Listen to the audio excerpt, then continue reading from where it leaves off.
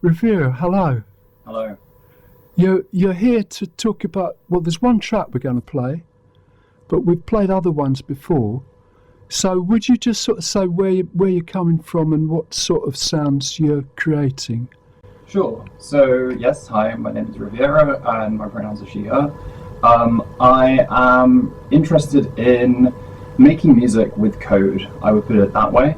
So I use software and computers to produce performances.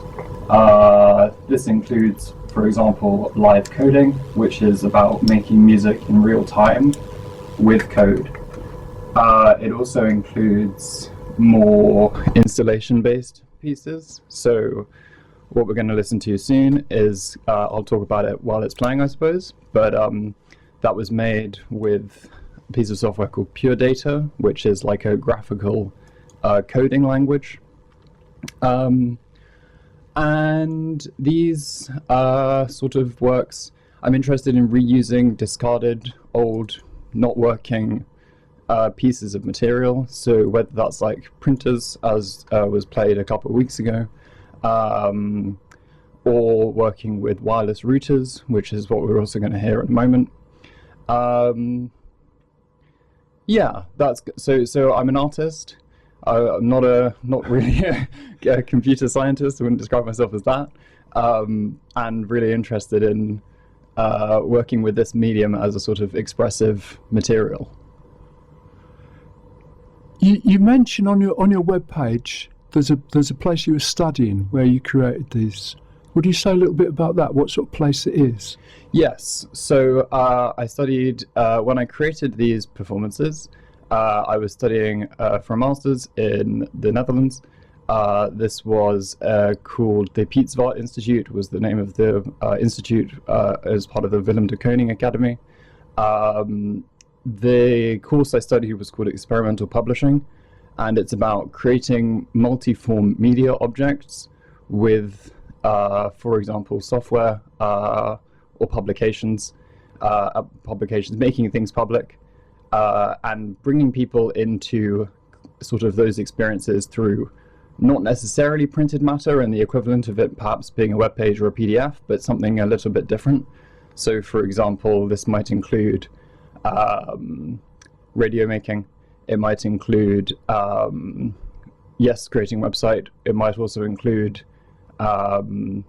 creating live printed documents, archival stuff, and trying to find ways in which to utilize specifically, but not exclusively, software, often free and open source software, which means that the code is publicly available to anybody and can be read and audited by anybody to make something public around a specific issue.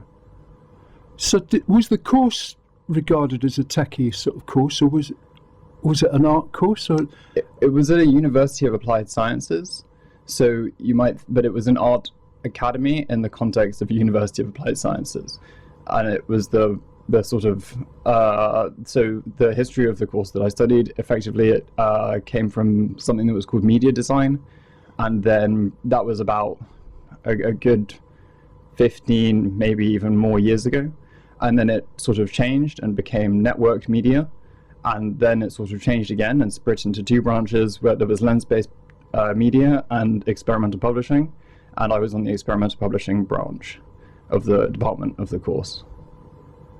So, for people who haven't heard this show before, and just a reminder for other people, we met at Tech Extra Breakfast, which is over at the Innovation Hub it'll be next week. It'll be the first Thursday of each month, and you're saying that you're already seeing yourself as an artist, although you've got a technical aspect.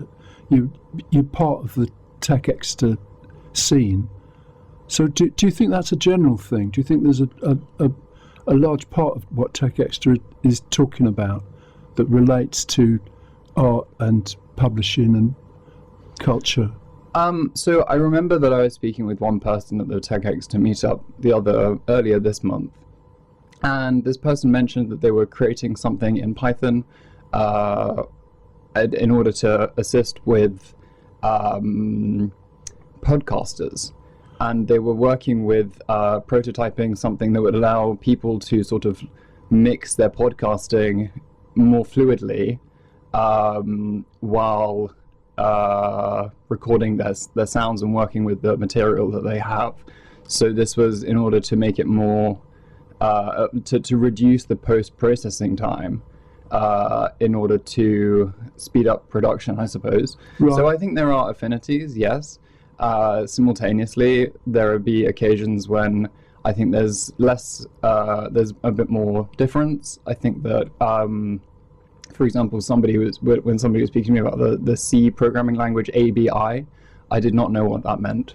So, it's like there are overlaps and there are also differences, and coming at it as an artist rather than as a computer scientist, I find that there is not necessarily tension, but there are things that I don't understand, and it would be helpful to get more detailed explanation of the more technical concepts sometimes, because sometimes people sort of make the assumption they assume, that, yes, yeah.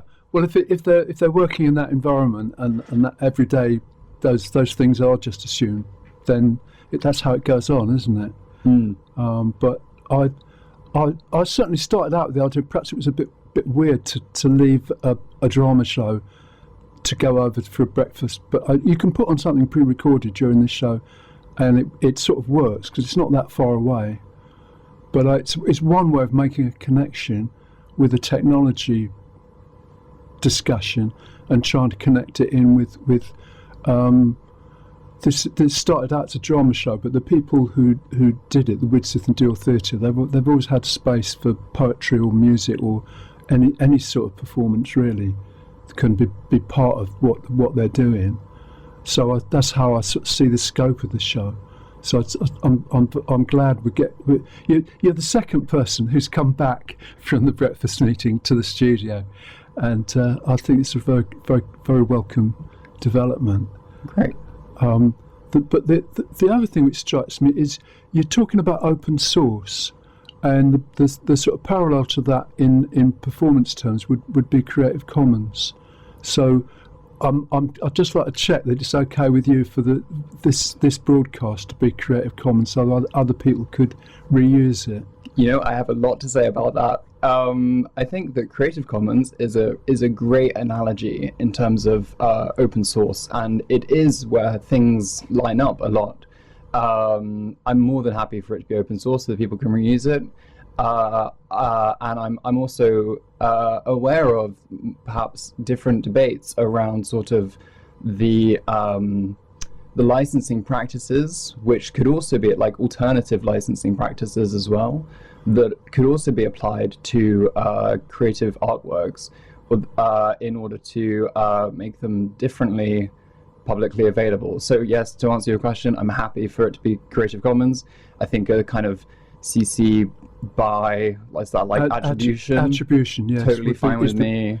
Like share alike or not, I don't even know what share alike means. I think it means like it's got to be similar. No, I think the attribution thing is the important one. Okay, then and also trying to prevent people making copyrighted material themselves from stuff which started at Creative Commons. So that I think it's important to make sure that if there's an element that is Creative Commons, that whatever follows on from it remains Creative Commons. I think that's an important thing. That's fine by me then. Yeah. But having said that, I wonder what kind of reuse you welcome or object to, because, for example, the work you're going to play is a certain number of minutes as you've presented it. So if somebody said, "Well, I only want 30 seconds of it for a very short video," does that worry you at all? No. Everything I do, I think that often. So I'm quite aware. So in programming context, for example, there are some very strong copyleft licenses, which are kind of like copyright antagonist, I think is a good way of phrasing it. Right. So this idea that if you create something that needs to be shared publicly, but under the same terms as the terms of which it was originally made, like ensuring that the next product is going to be equally free for everybody, right. Then these are kind of like known as viral licenses, where you sort of like sort of infect, as it were, the terms of the next person who uses the material. Right. So I think that there are, so for example, I wrote this thesis while I was studying my master's, and I deliberately licensed it under terms which meant that it couldn't be used for violence, and it was a non-violent license. And I think that this idea was pertinent because the source code which comprised the document was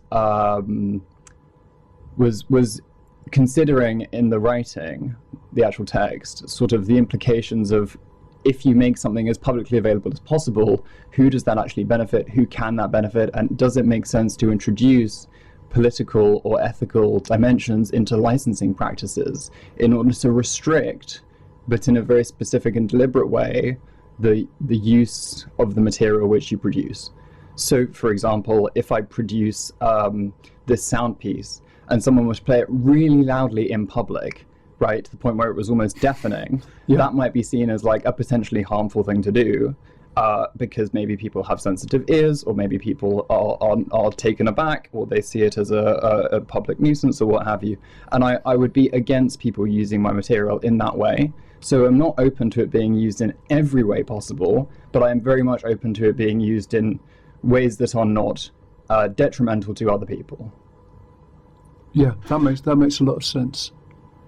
Well, we'll see, because I'm very interested in different radio stations used in different work and combining it in different ways, and also the social media part of it, podcasting. There's radio's obviously just part of something else that's going on at the moment, and so I think all shows should be open to that.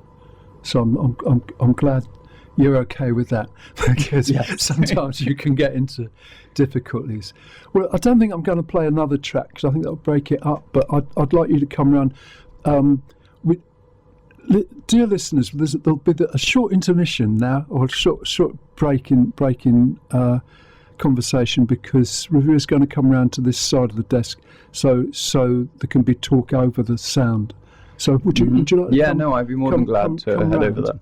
And if you take these headphones, so we're sharing this mic at the moment, mic 3. I'm going to put down mic 2. If you sit there. Okay. The tracks there. So just start it there when you introduce it, and yeah, sure. If I see you pushing the wrong fader, I'll say something, but I think you're going to be okay. That one should be up.